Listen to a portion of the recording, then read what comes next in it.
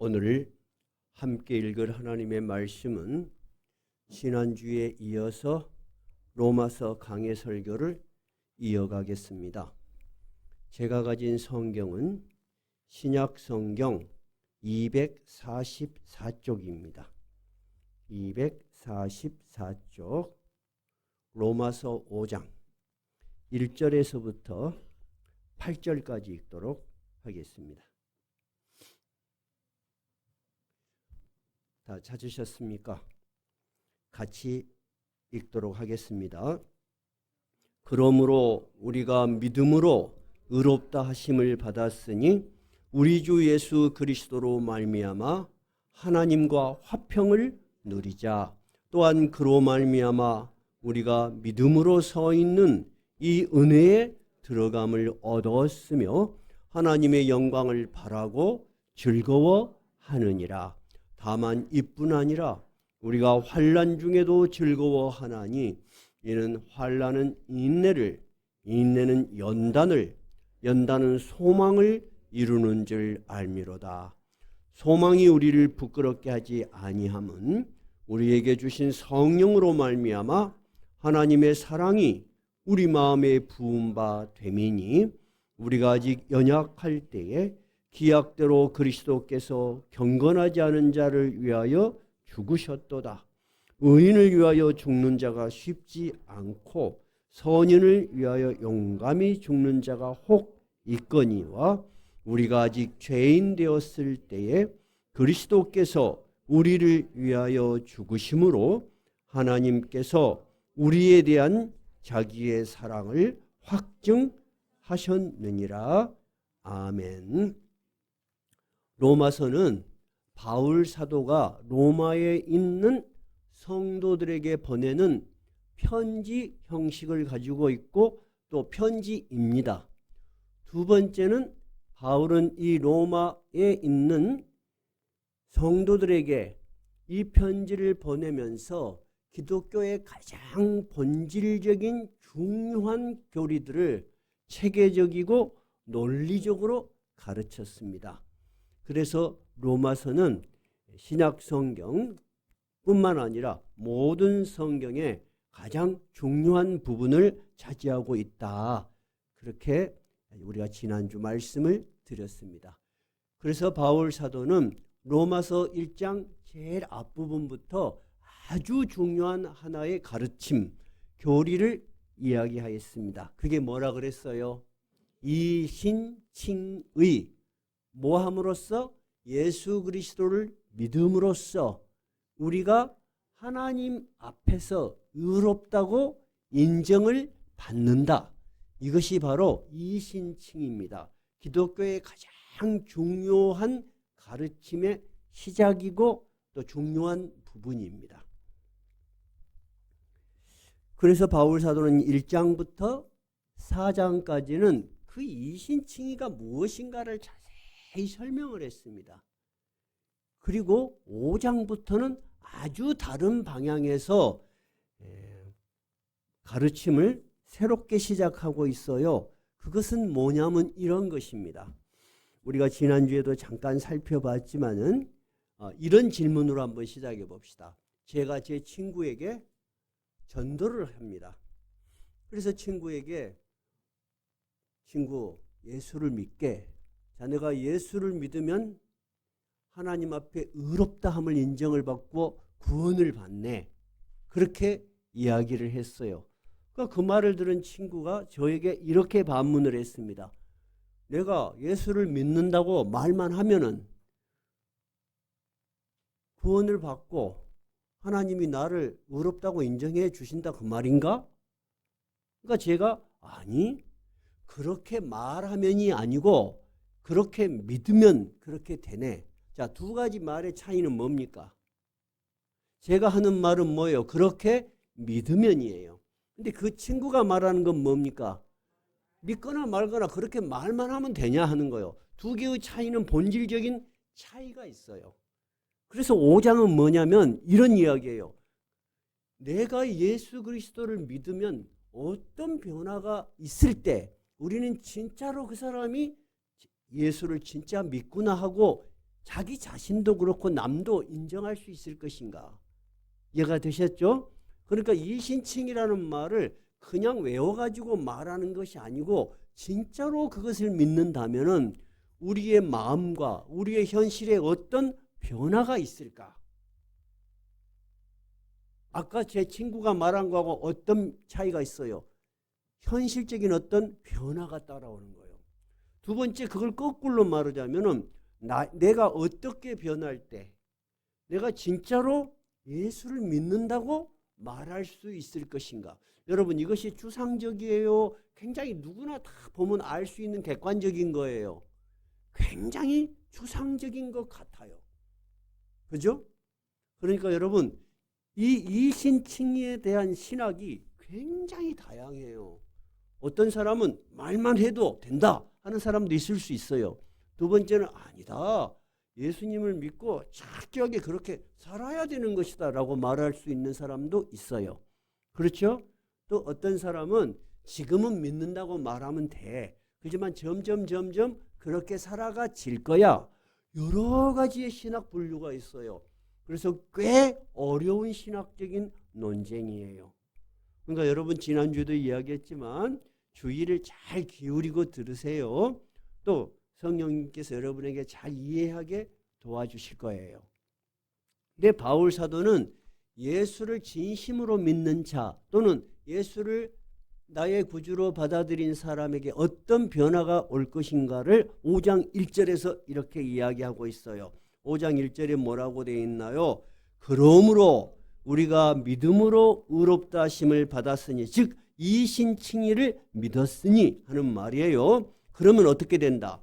우리 주 예수 그리스도로 말미암아 하나님과 화평을 누리자. 하나님과 나 사이에 전에는 그런 것이 없었어. 전에는 누가 예수를 전해도 거부했어. 그리고 누가 그런 말 하면 비웃었어. 나는 내 마음대로 살고 싶지 보이지도 않는 하나님의 또 예수 그리스도를 믿는 이런 신앙생활을 나는 우습게 생각을 했어. 전에는 그랬다 그런 말이에요. 그런데 그렇게 사는 사람은 요한복음 3장 19절에서는 뭐라고 이야기했냐면 그는 빛보다 어두움을 더 사랑한 사람이야. 예수 그리스도의 빛이 비쳐도 나는 그것이 싫어. 내가 살던 세상의 방식으로 내 마음대로 살고 싶어. 그의 마음속에는 빛보다 어둠이 더 많았고 그는 본질적으로 어둠을 더 사랑한 사람이었다는 거예요. 그런데 어느 날 어떤 계기로 친구들이 전하던 자기의 마음의 변화가 있던 예수 그리스도를 받아들였어. 그리고 믿고 교회에 나왔어. 그런데 목사님이 하는 설교가 받아들여져. 그리고 동의가 돼. 맞는 것 같아.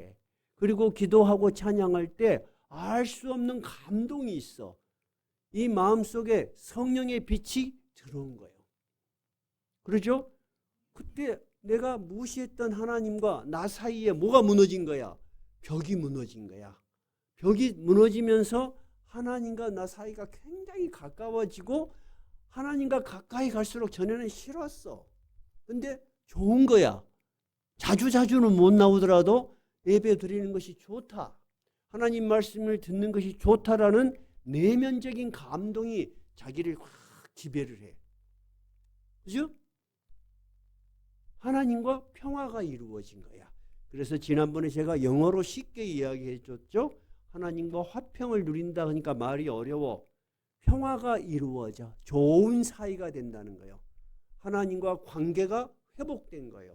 그래서 예수를 믿으면서 제일 먼저 생기는 심령의 변화는 하나님과 우리가 관계가 회복이 되고 하나님이 좋은 거야.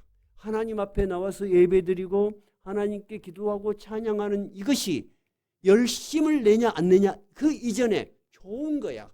가까이 가고 싶어. 우리도 여러분 남녀가 사귈 때 마음에 들면 어때요? 알게 모르게 가까이 하고 싶죠.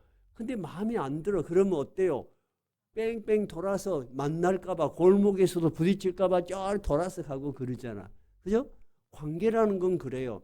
하나님과 우리 사이에 평화가 이루어졌어. 영어 성경은 have peace, you have peace. 당신은 평화를 가지게 되었어. 누구와의 관계에서? with God, 하나님과. 누구를 통해서? through Jesus Christ, 예수를 통해서.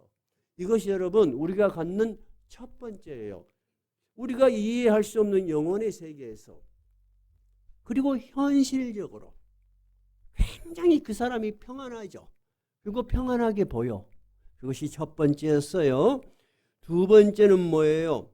또한 2절을 읽어봐요. 또한 그로 말미암아 우리가 믿음으로 서 있는 이 은혜에 들어감을 얻었으며 하나님의 영광을 바라고 즐거워하느니라. 우리가 예수를 믿는 것은 처음에는 교회 가볼까 말까, 또 친구가 권유해, 또 목사님이 전화해. 그러니까 우리가 믿음의 생활을 우리의 자신의 어떤 능력이나 외부의 어떤 사람의 도움으로 우리가 신앙생활이 유지된다고 생각을 했어. 그런데 깊이 들어와서 예수 그리스도를 믿음으로 모든 것을 깨닫고 보니까, 야, 내가 하나님을 믿은 것은 누구의 은혜였다. 내가 노력한 것 같고, 내 가까운 친구가 노력한 것 같고, 또 목사님이 노력한 것 같지만은 본질적으로는 하나님이 은혜를 주셨구나. 예수 믿는 것이 사람 마음대로 되는 것이 아니고 하는 것을 깨닫게 돼. 그러면서 예수 믿는 것에 대해서 큰 감동이 생겨. 하나님의 은혜를 받은 것에 감동이 생겨. 여러분 2절이 그 이야기예요. 자, 여러분에게 다시 질문할게요. 우리가 예수를 믿는 것을 처음부터 야, 내가 하나님 은혜로 예수 믿었다는 사람 있어요? 없어요. 처음에는 교회 갈까 말까, 믿을까 말까 하고 인간적으로 방황을 할 수 있어요. 또 우리도 인간적으로 권유하고 또 찾아보고 또 기도하고 그럴 수 있어요. 근데 내가 예수를 믿고 보니까 진짜 내가 예수를 믿은 것은 누구의 은혜였다? 하나님의 은혜였다. 은혜란 뜻이 뭐라 그랬어요? 값없이, 나는 아무것도 든 것이 없는데 돌이켜보면 나 같은 죄인에게, 나같이 부족한 사람이 예수 그리스도를 믿고 하나님의 은혜를 받게 되다니 정말 놀랍다고 감동을 하게 된다는 거예요. 그래서 그런 은혜를 깨달은 사람은 2절 후반부에 봐봐요. 하나님의 영광을 바라고 즐거워해. 이제는 예수를 믿을 뿐만 아니라 하나님이 약속하신 모든 영광들을 바라보고 그것을 소망하고 우리가 죽는 순간까지 하나님의 영원한 나라에 들어가는 그 영광을 바라보고 즐거워해. 우리에게 뭐가 생긴 거예요? 소망이 생긴 거야. 여러분들 중에는 요양원에 가보신 분들 있으세요? 요양원에 가보셨죠? 제 가까운 친척이 요양원에서 봉사를 해요. 근데 그런 말을 해요. 요양원에 한번 들어오기는 쉬워도 나가기는 어렵다 그래요. 5년이 됐든 6년이 됐든 7년이 됐든 한 번 되면 사람이 누워있어. 근데 돌보는 사람이 한 분이 한 분을 돌봐요? 아니면 한 분이 여러분을 돌봐요? 한 분이 여러분을 돌보기 때문에 정성스럽게 또는 그분에게 최선을 다하기가 굉장히 어렵습니다. 그래서 요양원에 들어가면 인생이 가서 우리가 보고 또 요양원에 들어간 사람들이 느끼는 감정은 인생은 참 슬프다는 거예요. 그죠? 허무하다는 거예요. 내가 이렇게 하려고 이 긴 인생을 살아왔는가? 그렇게 생각할 수 있어요. 그런데 예수를 믿고 나서 보니까 내 인생의 끝이 그렇지 않다는 결론을 내리는 거예요. 우리는 하나님의 나라로 반드시 들어간다. 하나님의 영광의 나라에 들어간다는 소망이 있는 거예요. 우리가 요즘 매스컴에 보면은 아주 건강하던 사람, 여러 사람이 있겠지만 뽀빠이 이상용 씨, 그 사람도 막 알통크다 그러고 뭐 군대 온통 군대 다니면서 위문 공연하고 그랬는데 80 몇 세에 돌아가셨어. 대충 제가 보니까 남자들이 80세 전후가 되면 많이 돌아가셔. 그 기준으로 나는 명확하게 생각을 해놨어요. 나는 10년 뒤에는 반드시 죽을 것이다. 그렇게 생각을 하고 살아요, 진짜. 그래서 10년까지만 하나님 나라의 일을 열심히 잘하자. 그 과정에서 내가 어떤 모습으로 죽을지 모르지만은 하나님 나라에 우리는 반드시 들어간다는 소망이 있어. 어제도 어렸을 때부터 사귄 친구들하고 항상 몇 달에 한 번씩 식사를 해요. 그 중에 한 친구가 중풍이 걸렸어. 지난번에 우리 전도했던 친구예요. 근데 내가 그 친구를 가만히 보면 그 자기 아버지가 우리가 어렸을 때 놀러 가면 중풍이 걸렸었어. 그러니까 가족력이 굉장히 중요해. 그래서 내가 물어봤어. 안 물어봐도 되는데 전도를 하려는 마음으로 자네 아버지는 몇 살 때 중풍이 걸려갖고 떨어지셨는가? 나 어렸을 때 자네 아버지 기억이 좀 나네. 그러니까 58, 60세 때 했대. 근데 자기는 58세에 온 거야. 그러니까 2년 터울로 온 거야. 대부분 이 형질이라는 것이 유전적인 것이 물려받으니까. 그러면 그 다음에 목사인 제가 그 다음에 가르쳐야 될 건 뭘 거예요? 당신 자네 곧 죽네. 그렇게 가르칠 수는 없잖아요. 그래서 아버지는 언제 돌아가셨는가? 그렇게 물어봤어요. 그러니까 60 몇 세라 그래. 그러면 그 친구 그런 계산으로 하면 삶의 기간이 얼마 안 남았잖아요. 그래서 그 이후에 말은 안 했어요. 그래도 이제 말을 좋게 했어요. 그래도 자네는 건강을 잘 돌보고 요즘 의술이 많이 발달돼서 자네 아버지하고는 다르겠지만 주의하소. 건강 잘 돌보소. 그 친구의 마음속에는 여러분 죽음 이후에 뭐가 있다고 생각할까요? 하나님의 나라가 있다고 분명히 믿을까요? 없어요. 여러분 아무나 그런 생각을 가질 수 있는 게 아니에요. 예수 그리스도를 믿음으로 분명한 진리, 확신 있는 진리를 우리가 갖기 전에는 그런 생각은 들었다 안 들었다 들었다 안 들었다. 근데 자기가 한번 자기 삶을 돌이켜봐요. 내가 하나님 앞에 나는 의롭습니다. 할 만한 사람이 몇이나 있겠어요, 여러분. 근데 우리는 어떻게 하나님 앞에서 제가 의롭게 하나님 앞에 설 수 있어요? 제가 하나님이 약속하신 대로 누구를 믿었다? 예수 그리스도를 믿었습니다. 그럼 하나님께서 우리의 많은 부족한 것이 있지만 너의 부족함보다는 나의 아들이 너를 위해서 죽었던 그 희생을 내가 기억하고 너의 모든 죄를 덮겠다. 이것이 여러분 이신칭의가 갖는 본질적인 내용이에요.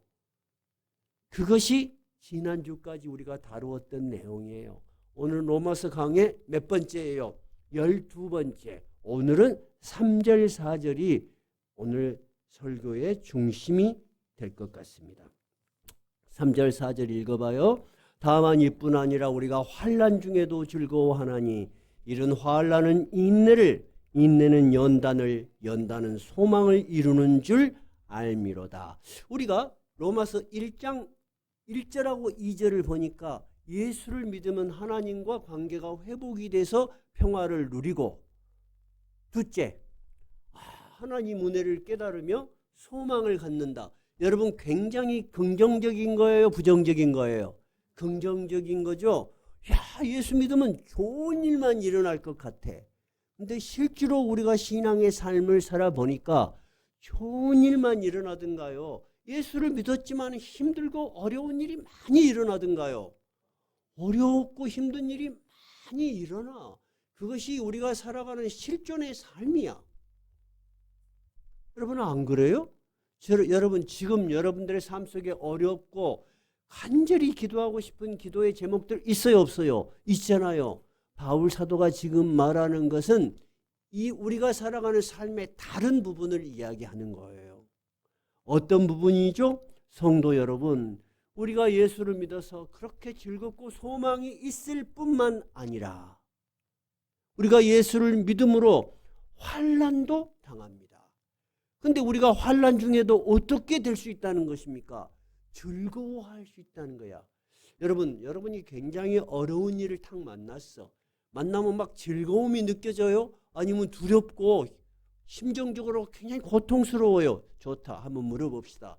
나는 신앙이 깊어짐에 따라서 환난을 만나도 막 웃음이 나오고 이야 이런 일이 생기다니 하고 즐겁다. 1번. 2번은 믿음은 사라져버리고 걱정이 커지고 두려움이 앞지르고 몸이 움츠러들고 긁더라. 2번이에요. 자, 1번 한번 손들어봐요. 없네? 그럼 2번 한번 손들어봐요. 그래요. 2번. 그러면 손 안 든 사람은 뭐예요? 손 안 든 사람은 나는 아무 생각이 없이 산다. 그러지는 않을 거 아니에요. 다시 한번 손 들어봐요. 자, 1번. 나는 환난을 당해도 즐겁더라. 1번 한번 손 들어봐요. 없어요. 2번. 나는 그런 일을 만나면 믿음이 어디로 사라져버리고 그건 기억도 안 나고 두렵고 힘들고 고통스럽더라. 2번 한번 손 들어봐요. 2번이 훨씬 많아. 그래도 손 안 든 사람은 이따 따로 만나서 제가 한번 신앙 간증을 들어보도록 하겠습니다. 바울 사도가 이야기하는 것은 우리의 삶에는 예수를 믿었지만 여전히 환난이 있다는 거예요. 근데 이 환난이라는 말이 굉장히 좀 어렵죠. 영어로는 suffering이에요. 고통이에요. 고통을 당하는데 누가 좋겠어요? 그렇죠. 그런데 왜 예수를 믿는데 바울 사도가 환난이라는 말을 했을까? 고난이라는 말을 했을까? 고통이라는 단어를 썼을까? 여러분, 이 고난은 첫째 무엇을 의미할까요? 첫째는 그냥 우리가 일상의 삶을 살면서 겪는 모든 고난을 의미할 수 있지만은 조금 더 좁게 이야기를 하면은 예수를 믿지 않았는데 예수를 믿음으로 인해서 생기는 시험과 고통과 박해를 이야기하는 거예요. 첫째는. 둘째는 더 넓게 우리가 살아가는 모든 일들 속에서 당하는 어려움, 고난, 시련을 이야기해요. 그러면 첫째 것부터 우리가 먼저 살펴봅시다. 우리가 예수를 믿지 않았는데 예수를 믿었더니 오히려 하나님과 관계가 회복이 되고 막 소망이 있고 즐겁기는 한데 그것뿐만 아니라 또한 우리에게도 환난이 와. 어떤 환난이 올까요?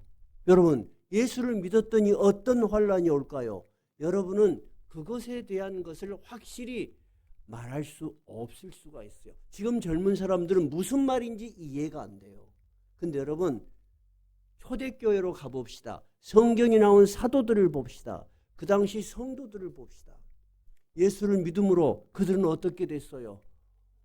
옥에 갇히고 마지막 순교의 십자가를 졌어요. 왜? 1500년 동안 유대인들은 이 예수가 아닌 모세 시대로부터 내려온 율법과 의식을 행함으로 하나님 앞에 올바른 사람이 된다고 믿고 1500년을 살아왔어. 근데 갑자기 이들이 예수를 믿어야지 여러분은 하나님 앞에 의롭게 되고 구원을 받습니다라고 그런 믿는 무리가 생기니까 오늘 로마서를 쓴 바울 사도부터 그 말을 믿었다 안 믿었다? 믿지 않았어. 회개망측한 소리야. 어떻게 죽은 예수가 살아났다는 거야 하고 예수 믿는 사람들을 끌어다가 옥에 가두고 심지어 돌로 쳐 죽였던 초대교회의 현실이 있었다는 거예요. 그래요, 안 그래요? 그러면 이들에게는 예수를 믿음으로 현실적으로 당하는 고난이 있었다 없었다? 있었다. 지금 우리는 예수를 믿음으로 당하는 현실적인 고난이 이들보다는 심각하지 않아요. 그죠? 근데 불과 몇십 년 전만 해도 며느리가 예수 믿는 며느리가 왔어. 근데 그 집은 대대로 제사를 열심히 지내는 유교 집안이야. 근데 예수 믿는 며느리가 왔어. 구박을 당해 안 당해? 당해. 당해서 제가 어렸을 때 울고불고 우리 집에 와서 우리 어머니한테 권사님 기도해 주세요. 쫓겨나고 구박을 당한 거야. 그런 직접적인 고난이 있었다는 거예요. 제가 전에도 잠깐 이야기한 것 같은데 제가 다닌 신학교의 총장님이 우리 신학교는 총장을 몇 년씩 이렇게 근무에 따라서 교수님들이 돌아가면서 하시는데 그분은 아주 부잣집이었어요. 근데 그 집이 유교 집안이었어. 근데 학생 때 이렇게 중고등학교 때 그 동네에 들어온 교회를 통해서 예수를 믿게 됐어. 근데 아주 열심히 믿게 됐어. 근데 믿을 뿐만 아니라 이 아들이 신학교를 간다고 하는 거야. 그러니까 자기 아버지가 진짜 호적에서 파버렸어. 그래갖고 그 이후로 10원짜리 하나 안 주는 거야. 부잣집 아들이 신학교를 졸업하고 목사가 되고 그런 전 과정에 너무너무 힘들게 살았어. 근데 마지막 그가 신학교의 총장이 됐어. 나 이름도 말할 수 있어. 여러분, 그러니까 우리나라도 불과 몇십 년 전에는 그런 환란이 있었다 없었다? 있었다는 거예요. 근데 지금 우리는 어때요? 예수 믿어? 하고 누가 잡아가요? 안 그러잖아요. 저분 예수 교회 다녀 장로님이셔. 그러면 어때요? 존경해요. 우리나라는 정말 하나님의 큰 은혜를 받은 거야. 이 짧은 시간 내에 전 세계에서 100년, 200년 만에 이 많은 교회와 교인이 있고 크리스찬화된 나라가 대한민국이 1등이에요. 우리는 참으로 복된 나라가 됐어. 그런데 여러분, 그런 것을 여러분은 실감을 못해. 그러니까 교회 나와서 예배 드리는 것이 우습게 보여. 그러면 안 돼요, 여러분. 여기서 불과 몇 시간이만 가면 이북이 있어요. 이북에서는 여러분 지금 예수를 믿는 사람이 40만으로 보고 있어요. 우리가 매년 조금씩 후원하는 오픈도어 선교회에서 발표한 것에 의하면 이북에는 약 40만의 지하교인들이 있어. 그들은 드러내놓고 예배를 드릴 수 있어요, 없어요? 없어요.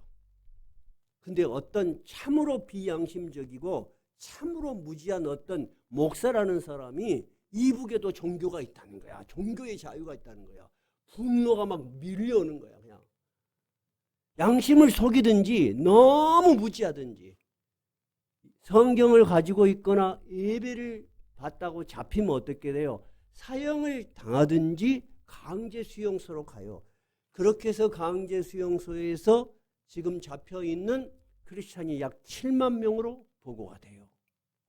기독교를 박해하는 50개 국가 중에서 매년 누가 1등인가, 제일 악질인가 1, 2, 3, 4, 1을 뽑으면 북한이 단 한 번도 2등을 한 적이 없어요. 몇 번을 했어요? 1등을 하고 했어요.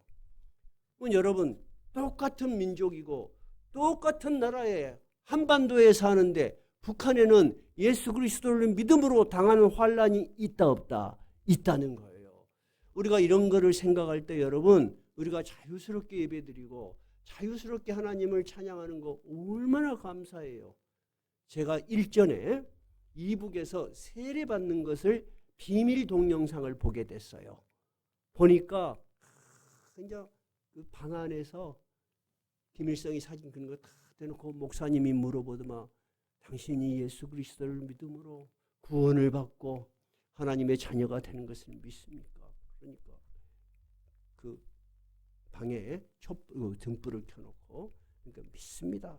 그러니까 목사님이 이제 안수해 주더만. 그러니까 담요를 뒤집어 쓰고 흥흥 우는 거예요. 세례를 받는 것도 여러분 정말 숨어서 비밀리에 해. 그들에게는 여러분 예수를 믿는 것 자체가 뭐예요? 감동이에요. 그리고 환란이에요. 그런데 바울 사도는 오늘 이 이야기를 하면서 우리가 환란 중에도 즐거워하나니 어떻게 해서 우리가 환란을 즐거워할 수 있느냐 하는 거예요. 그것을 이야기하는 거예요. 환란은 무엇을? 인내를, 인내는 연단을, 연단은 소망을 이루는 줄 알기 때문에 우리는 이 환란을 견디고 이기고 즐거워할 수 있다는 것입니다. 두 번째는 우리가 방금 이야기했지만 우리가 살아가는 일상의 모든 어려운 일들이 있어. 힘든 일이 있어. 우리가 예수를 믿기 전에 그런 일을 당하면 어때요? 정말로 좌절이 되죠. 두 번째는 재수가 없죠. 그죠? 그리고 그냥 화가 나죠. 불평과 불만이 우리 삶에 가득하죠. 나한테 왜 이런 일이 생겨? 그런데 진짜 예수를 믿게 되면은 이런 생각으로 우리가 바뀌어요. 야, 하나님께서 나에게 이런 환란을 주셨는데 이것이 환란으로 끝나지 않을 것이다. 내가 이 환란을 잘 견디고 주님께 나아가서 기도하고 찬양하고 극복하면은 우리에게 인내하는 시간이 있어. 그 다음에 그 인내의 시간은 무엇을 낳아요? 성경에 보니까 연단을 낳는다고 돼 있어요. 연단을 어떻게 낳았지? 근데 영어 성경을 보면은 굉장히 이해하기 쉽게 돼 있어요. 한글 현대인의 성경을 보면은 연단된 인격을 낳는다고 돼 있어요. 캐릭터. 이제 그런 시간을 거쳐서 그 사람이 인격이 변해가는 거야. 전에는 조급하고 분노와 불만, 타인에 대해서 그렇게 분노가 많고 항상 남 탓하는 사람들이 그렇게 하나님 앞에 자기의 환난을 들고 나가서 인내하고 견디는 과정을 통해서 그 인품이 변해. 여러분 진짜 예수를 진실로 믿는 사람들은 인품이 변하든가요? 안 변하든가요? 정말 변해요. 인품이 변하다 보니까 우리 지난주에 나왔지만 얼굴이 변해 안 변해. 얼굴이 환해져. 그리고 굉장히 부드러워져. 전에는 아주 날카롭고 예민한 그런 사람이 난 어떻게 보면 진짜로 굉장히 부드러워져 있어. 연단된 인격을 갖는다는 거예요. 두 번째는 그 인격이 무엇을 낳는다는 거예요? 소망을 낳아. 내 삶에 이루어진 이 모든 일들을 통해서 내가 하나님의 나라에 반드시 들어갈 것이고 하나님이 약속한 모든 일들이 이 일 끝에 반드시 하나님이 선으로 나를 이끌 것이다 하는 소망이 생기고 그 소망을 기대할 수 있다는 거예요. 이것이 여러분 바울 사도가 우리에게 말하는 이신칭의 즉 하나님을 믿는 우리에게도 역시 뭐가 있을 수 있다. 환난이 있지만 우리는 이 환난으로 인해서 좌절하거나 환난으로 인해서 분노하지 않고 어떤다? 즐거워할 수 있다는 거예요. 어떻게 해서 즐거워한다고요? 우리가 이 환난을 잘 견뎌 인내의 시간을 거쳐서 이 인내가 무엇을 낳는다고요? 연단된 인격을 낳아. 성숙한 인격을 낳아. 그 다음에는 그 인격을 통해서 우리는 하나님의 소망을 약속하신 소망을 바라보고 살 수 있는 참으로 위대한 삶을 살 수 있는 거예요.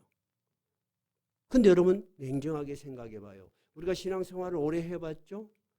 우리가 신앙생활을 하고 있지만 내가 평안하고 잘 될 때 하나님께 더 절실히 나아갔던가요?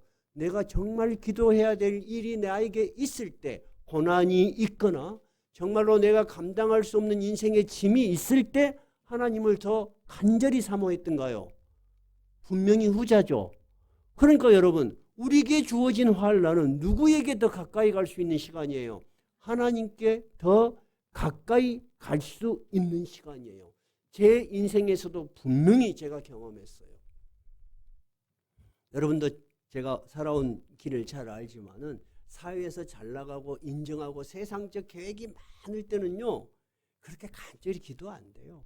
근데 그런 것들을 하나님이 다 눌러버리시고 내 인생의 앞이 깜깜하게 만드실 때 앞이 아무것도 안 보일 때 하나님 앞에 나가요. 우리가 IMF가 지금 지나간 지가 꽤 오래됐지만 우리나라 역사에 있어서 근대사에 있어서 가장 충격적인 사건이 6.25 전쟁 그런 걸 빼고 IMF입니다.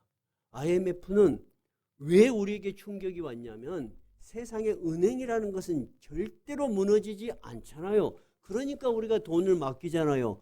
은행이 무너지는 것은 IMF가 처음이었어요.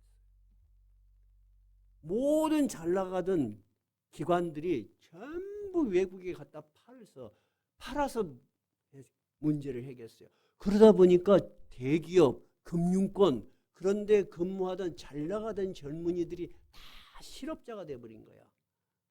그것이 충격이었어요. 지금까지는 경제가 어렵다 그러면 여러분 그 고통을 하층민이 졌어요? 아니면 상부의 엘리트들이 졌어요? 하층민들이 주로 많았어요. 근데 IMF는 하층민은 물론이지만 화이트 칼라들, 사무직들이 대거 실직자가 됐어. 근데 서울의 어떤 목사님이 교회를 주일이 아닌데 낮에 교회를 나가보니까 뭔 젊은이들이 넥타이 탁 메고 깨끗한 양복을 입은 젊은이들이 막 와서 기도를 하고 있는 거야. 대문을 보여 교회 문을 보니까 젊은이들 들어와. 이게 뭔 일이다냐. 목사님은 몰랐어. IMF로 인해서 실직된 그 젊은이들이 집에서 실직했다는 말은 못해. 그러니까 넥타이 차고 양복은 입고 왔는데 갈 데가 없어. 그러니까 어디로 와? 어렸을 때 다니던 교회로 와서 하나님 앞에 회개하는 거야. 하나님 앞에 나오는 거야. 무슨 말이냐? 똑같은 환란이 왔지만은 우리 크리스찬에는 이 환란이 하나님께 우리를 더 가까이 나아가게 하는 정말 믿음을 정화시키는, 연단시키는 수단이 된다는 거예요. 이해가 되셨어요?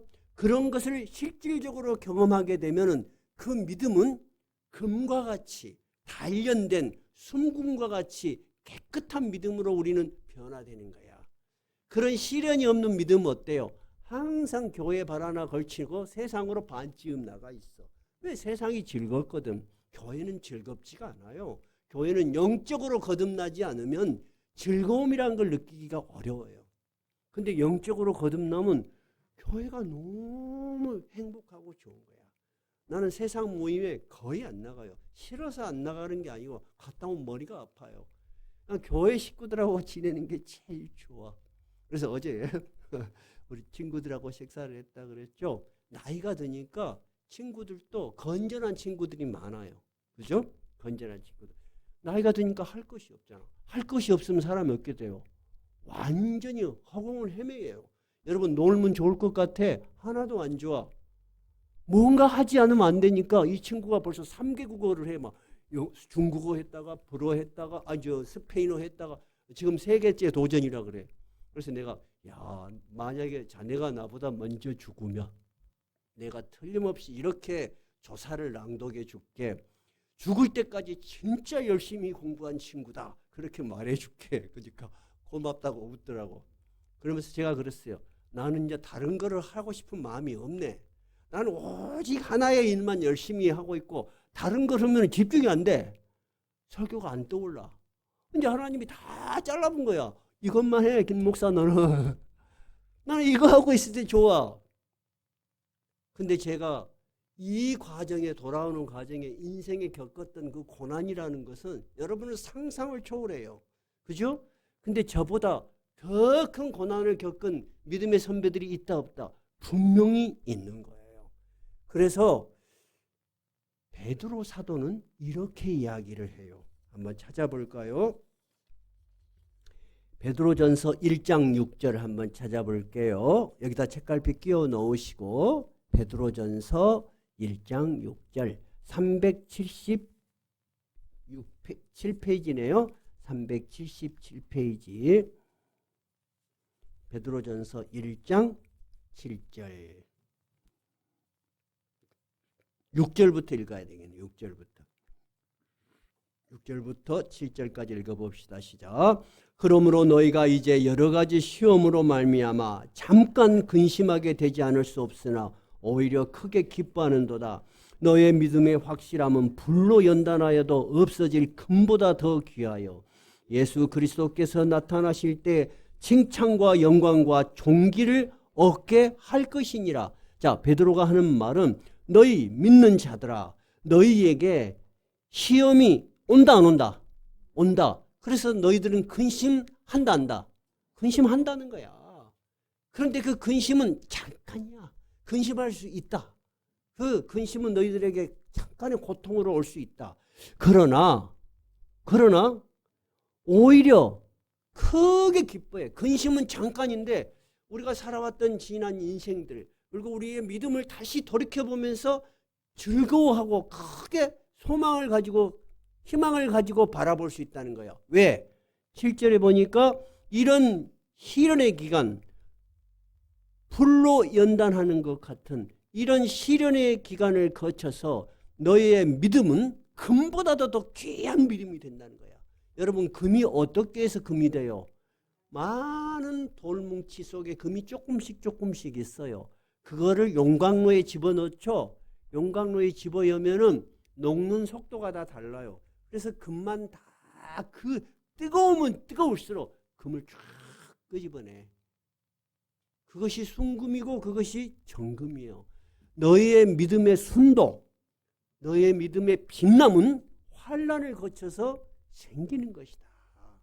그래서 예수님께서 오실 때 그 시련들을 잘 견뎌서 빛나는 믿음을 가진 너희들에게 큰 영광과 명예와 존귀를 입힐 것이다.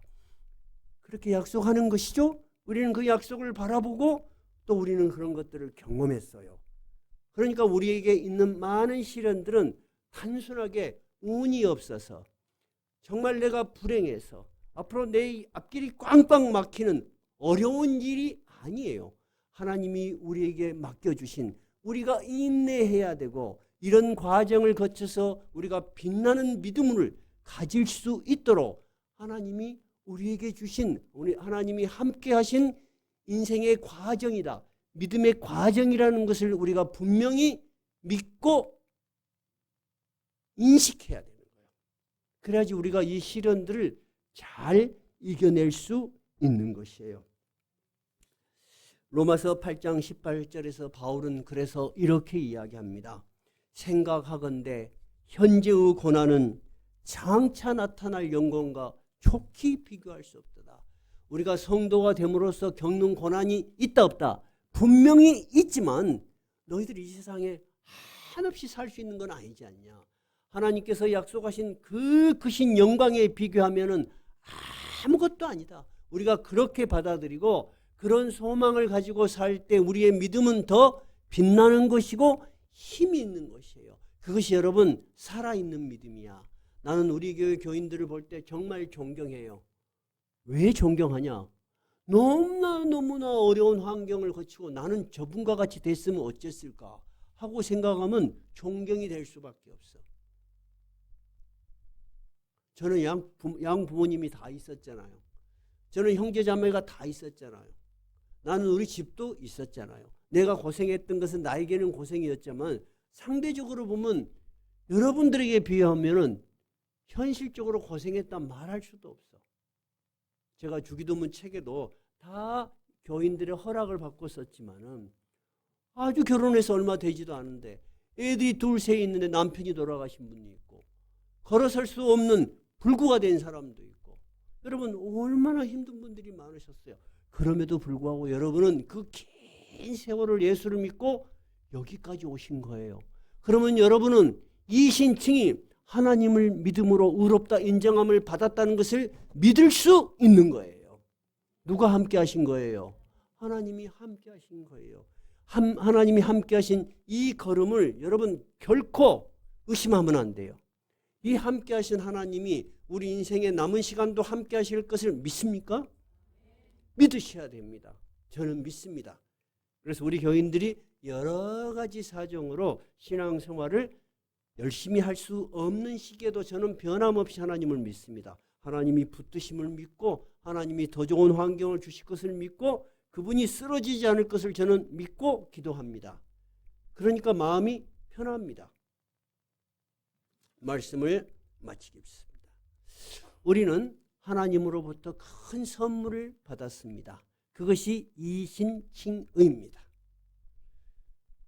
더구나 우리는 방금 말씀드린 것처럼 초대교회와 같은 현실적인 박해 있다 없다? 없습니다. 얼마나 감사합니까? 그런데 이런 박해가 없다 보니까 우리가 예수 믿는 것에 대한 감사가 오히려 사라지고 예수 믿는 것을 하찮은 일로 생각하기가 쉽습니다. 여러분 절대 하찮은 일이 아닙니다. 우리 믿음의 선배들이 지금도 세계 곳곳에서 박해를 받는 많은 사람들이 있습니다. 그런 사람들을 생각하면 우리가 이렇게 편안하게 예배드린 거 하나님께 감사해야 되겠죠? 우리가 하나님께 찬양을 하는 것이 진심이어야 되겠죠? 나는 오늘 이 설교를 통해서 여러분의 예배와 여러분의 신앙이 감사와 찬양으로 가득하기 바랍니다.